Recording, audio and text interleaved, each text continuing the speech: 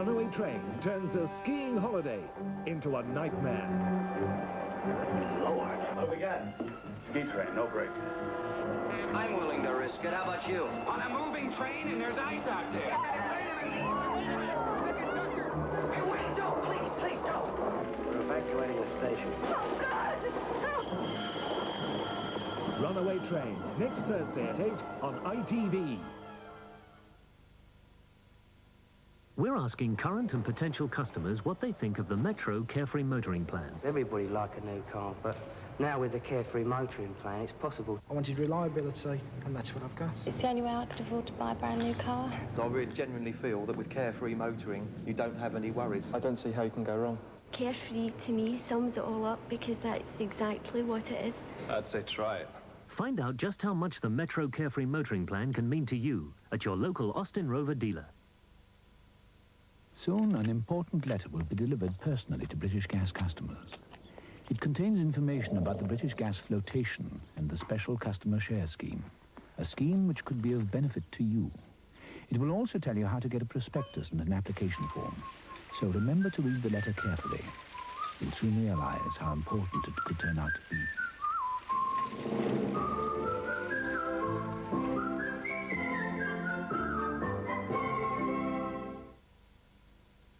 Mum's always given us Flora margarine, even when we were little. Well, little things mean a lot. Flora, the margarine for you.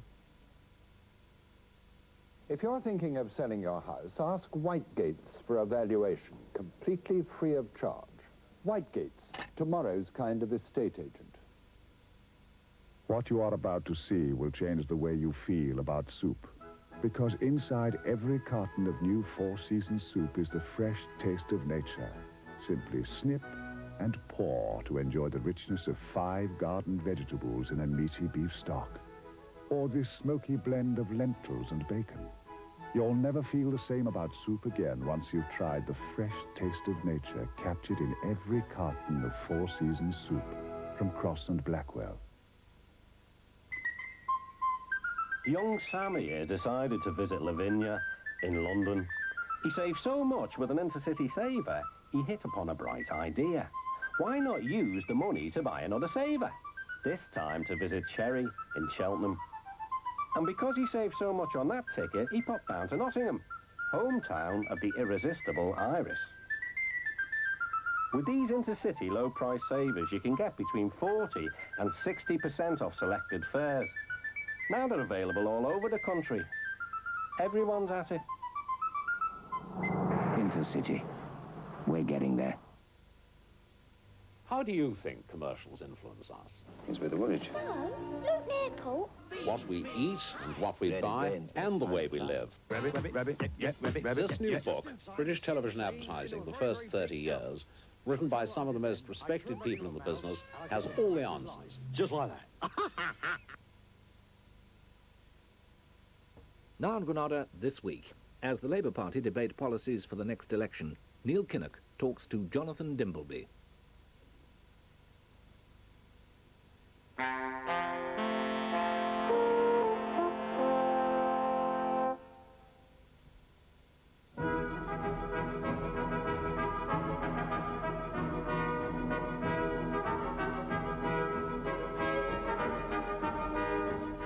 I would, if necessary, fight and die. Fight and lay down my life for my country and what it stands for. But I tell you, I would never let my country die for me. Neil Kinnock gets a standing ovation from his party in Blackpool, and on This Week, the man who wants to be Prime Minister explains what he'd do and how he'd do it. Good evening. After years of bitter fraternal conflict at such occasions, the Labour Party is almost at the end of a conference which has been astonishingly courteous in manner and slick in presentation. With me in Blackpool is the man who's presided over this apparent transformation, Neil Kinnock. Only 2 years ago, the Labour Party had been all but written off, but today, with the election perhaps only a matter of months away, there's now a distinct possibility that Mr. Kinnock could become the next Prime Minister, although he is a long way still from outright victory. A number of key issues have dominated this week as they are likely to dominate the next election. The dole queue, jobs, wages, the unions, taxation, nuclear power, nuclear weapons, the Americans, and NATO. And it's with this that we start. The row between Mr. Kinnock and some senior officials in President Reagan's administration over defence was bound to surface sooner or later. The Western Alliance is based on nuclear deterrence. Britain is a key member of NATO, but as this afternoon's defence debate made clear, the Labour Party is passionately opposed to NATO's nuclear strategy. The strategy, to which Britain has always been committed, incorporates the escalation, if necessary, from conventional to one or more of a variety of nuclear weapons. These go from nuclear artillery, nuclear-armed tornado jets supplied by Britain, cruise and Pershing missiles, the British Polaris system, right up to the weapons in the American strategic arsenal, which includes missiles in submarines, on B-52 bombers, and the ICBMs based on land in the United States itself. This afternoon, the Labour Party embraced a defence policy that is unequivocally non-nuclear. Thus, Labour is committed to dismantling Britain's Polaris system. Labour would also require America to withdraw all cruise missiles from Britain. In addition, US nuclear bases on British soil would have to be closed. On top of that, Neil Kinnock has now declared that while Britain would remain a loyal member of NATO, a Labour government would not wish to shelter under America's nuclear umbrella. And he said, if we're not prepared to use the weapon system ourselves, we certainly would not be asking anyone else to jeopardize themselves by the use of that nuclear weapon. It would be immoral to do so. Abandoning Britain's nuclear deterrent, a Labour government would invest in more conventional weapons on the ground, in the air, and at sea.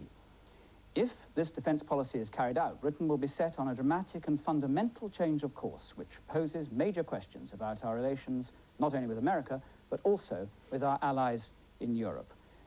Mr. Kinnock, if you were to come to power, would you, within the first few days, go to the Americans, to the White House, and say in the appropriate diplomatic language, we remain loyal members of NATO, that the weapons have got to go, and we do not wish to remain under the protection of your nuclear arsenal? Americans understand that, and I think that there's a certain misrepresentation in the way in which there's been an introduction to this program about rows and so on, because there is an understanding that we remain loyal members, and also an understanding that it is not eccentric or unusual at all for members of NATO to follow their own defense policies, which are different in marginal or in significant degree from perhaps the general theme that the Americans follow. That is certainly the case in Spain, it's the case in Greece.